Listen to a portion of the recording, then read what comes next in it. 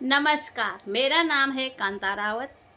स्वागत है आपका हमारे यूट्यूब चैनल हिमाद्री पथिक सफ़र हमारा साथ आपके में। मैं हूँ देवभूमि उत्तराखंड, हिमालय की गोद में बसा एक सुंदर सा गांव रुद्रप्रयाग जिले से।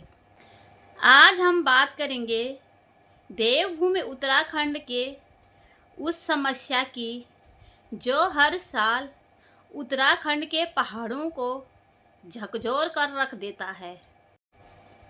भूधसाव यानी कि उत्तराखंड की धरती खिसक रही है।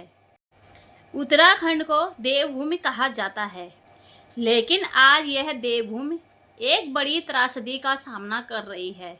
भूधसाव यानी कि पहाड़ खिसकना सिर्फ सड़कें और घर ही नहीं तोड़ता, बल्कि यहाँ के लोगों के सपने भी बिखेर देता है। आखिर धरती क्यों खिसक रही है?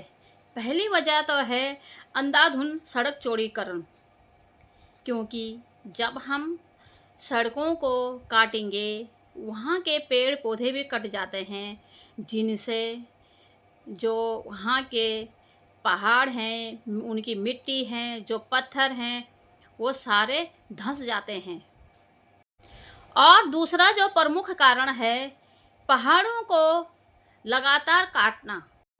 तीसरा और आखिर जो मुख्य कारण है मौसम बदलना और पहाड़ों में हो रही लगातार बारिश। सोचिए, जब किसी गांव की ज़मीन लगातार खिसक जाती है तो वहां रहने वाले लोग रातों रात बेघर हो जाते हैं। कितने परिवार तो ऐसे हैं जो अपने घर ज़मीन को छोड़कर सुरक्षित जगहों पर चले जाते हैं, क्योंकि वो सुरक्षित जगहों पर रहने को मजबूर हो जाते हैं। अब हमें ये सोचना चाहिए कि इसका समाधान क्या होना चाहिए। ज़रूरत है तो सोच समझकर विकास करने की। सड़कें, पुल और मकान जरूर बने, लेकिन प्रकृति के संतुलन को ना बिगाड़ें। पेड़ पौधों की रक्षा करना और उनको बचाए रखना और पहाड़ों की नींव को मजबूत रखना हमारी बहुत बड़ी जिम्मेदारी होनी चाहिए। धरती का खिसकना सिर्फ प्राकृतिक आपदा नहीं है, बल्कि यह हमारी गलतियों का परिणाम है। अगर हम समय रहते अभी भी नहीं संभले तो हमारे आने वाली पीढ़ियों को टूटे पहाड़ और खाली गांव ही मिलेंगे। धरती की परतें कमज़ोर हो जाती हैं। इससे गांव में दरारें और ज़मीन खिसकने की घटनाएं बढ़ रही हैं। पहले जोशीमठ में हुआ और आज श्रीनगर में सुनने को मिला। लोगों के घरों में श्रीनगर में दरारें आ गई हैं। क्या इसका प्रमुख कारण ये भी हो सकता है कि हम देवभूमि के लोग हैं और देवभूमि में विकास के नाम पर धार्मिक स्थलों और मंदिरों को हटाया जाता है, क्योंकि रेल परियोजना हो या बांध बनाना, हमारे देवभूमि के छोटे बड़े मंदिरों को हटाया जाता है। देवभूमि की आस्था से छेड़छाड़ देवभूमि के लोगों को बहुत पीड़ा देता है। और एक सवाल ये भी है, क्या ये रेल परियोजना देवभूमि के लिए सही था? क्या रेल परियोजना के लिए देवभूमि की जो धरती, पावन धरती है, क्या वो इसके लिए सुरक्षित थी? या रेल परियोजना के लिए देवभूमि की ज़मीन पक्की थी? क्या इस रेल परियोजना से देवभूमि उत्तराखंड में विकास हुआ है? क्योंकि उत्तराखंड की नाजुक धरती ये सब झेल नहीं पा रही है। भले ही इस रेल परियोजना से कुछ लोगों को फ़ायदा ज़रूर हुआ होगा, क्योंकि जिनकी ज़मीन कट गई है उनको पैसे भी मिले होंगे और कितने लोगों को रोज़गार भी मिला होगा इस रेल परियोजना से। लेकिन इसीलिए कुछ लोगों ने या देवभूमि के लोगों ने आवाज़ नहीं उठाई होगी रेल परियोजना के खिलाफ। पहाड़ काटे गए, लोगों की ज़मीन काटी गई, पेड़ पौधे काटे गए और देवभूमि उत्तराखंड में एक आवाज़ तक नहीं उठी। क्या इस रेल परियोजना के खिलाफ एक भी आवाज़ नहीं उठनी चाहिए थी कि विकास के नाम पर विनाश मत करो? इस रेल परियोजना के तहत लोगों को फ़ायदा तो ज़रूर हुआ होगा।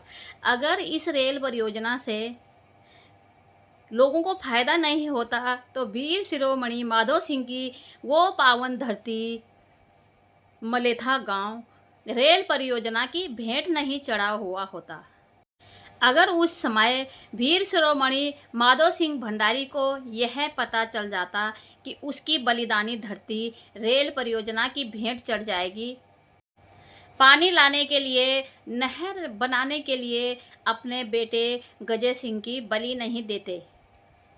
ऐसे महान बलिदानी की धरती आज गायब हो गई, रेल परियोजना की भेंट चढ़ गई।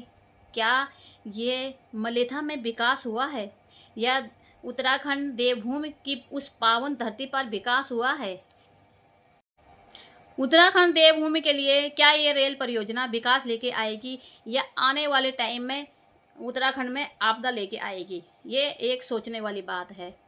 और एक मुख्य कारण है कि जो हमारे देवभूमि के देवी देवता हैं, लोगों ने उनका इतना मजाक बना रखा है, कहना तो नहीं चाहिए, लेकिन जो लोग सोशल मीडिया पे उनकी देवी देवताओं की वीडियो डालते हैं या जो डोली नाचती हैं उनकी वीडियो डालते हैं। मैंने अभी एक दिन पहले एक वीडियो देखी थी।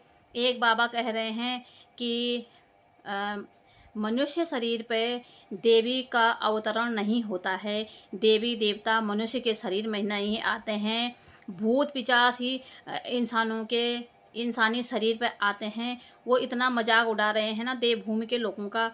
तो ये भी सोचने वाली बात है कि हम अपनी देवी देवताओं का जो शक्ति है उनको सोशल मीडिया पर डाल के बहुत ही कमज़ोर कर रहे हैं, क्योंकि हम जो अंदर जो हमारे मनुष्य के अंदर जो भावना है उस भावना से ही उत्तराखंड के देवी देवता हैं और हम उनका इतना बड़ा मजाक उड़ाते हैं, इतना बड़ा मजाक बना रहे हैं और जगह जगह नाच करके सोशल मीडिया पर अपने फॉलोअर्स बढ़ाने के लिए, लाइक पाने के लिए इतना गंदा मजाक बना रहे हैं हम उन देवी देवताओं का। तो क्या इससे भी उत्तराखंड की ज़मीन या उत्तराखंड में आपदा आ रही है होगी?